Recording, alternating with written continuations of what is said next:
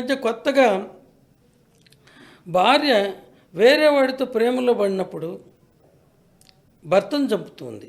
భర్తనే కాకుండా కన్న బిడ్డలను చంపుతూ ఉంది. కన్న బిడ్డలను ఒక తల్లి చంపుతుంది అనేది ఎప్పుడు కానీ వినలేదు ఇంతకు మునుపు. ఇప్పుడు కొత్తగా వచ్చినాయి. అంటే ఇది సొసైటీలో వస్తున్నటువంటి దౌర్భాగ్యమైన మార్పులకు ఇదంతా కూడా జరుగుతూ ఉన్నాయి.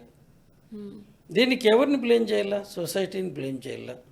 ఒక తల్లి ముగ్గురు పిల్లల్ని కూడా చంపిన అదే చంపి ఎందుకు ఇంకొకటితో ఉండాలా?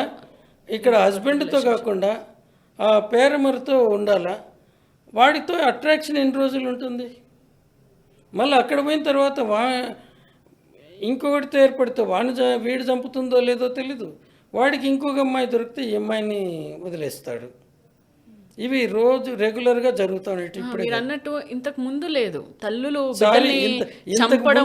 అది ఇంతకు మునుపు వెలుగులేకి రావటం లేదు. ఇప్పుడు మీడియా యాక్టివ్గా ఉంది కాబట్టి అప్పుడు జరిగినాయి.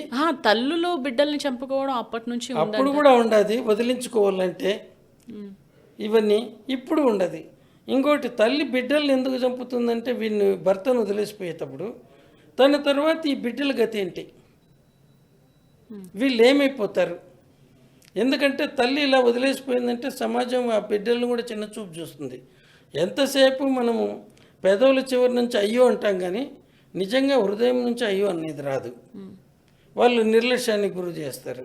ఇంకోటి ఆ భర్త కానీ బ్రతికుంటే వాడు ఇంకొక ఆమెను చేసుకుంటే పుట్టింట్లో ఈ పిల్లలు వాళ్ళ ఇంట్లోనే బానిసలు అయిపోతారు.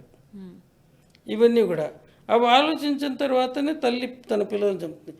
ఈవెన్ ఆత్మహత్య చేసుకోవాలనే చోట ప్రతి చోట తల్లి బిడ్డలకు విషమిచ్చి చంపిందనో గొంతు నూలుము చంపిందని అంటున్నారు. ఆమె అక్కడ చంపటం ఆ పిల్లల మీద ప్రేమతో. తన తర్వాత ఈ పిల్లలు అనాథలు అయిపోతారు, దుర్భరమైన బ్రతుకుతారు. దాని నుంచి వీళ్ళకి విముక్తి కలిగించాలంటే చంపాలనుకుంటుంది. ఇది ఒక భయంకరమైన మనస్తత్వం. అండ్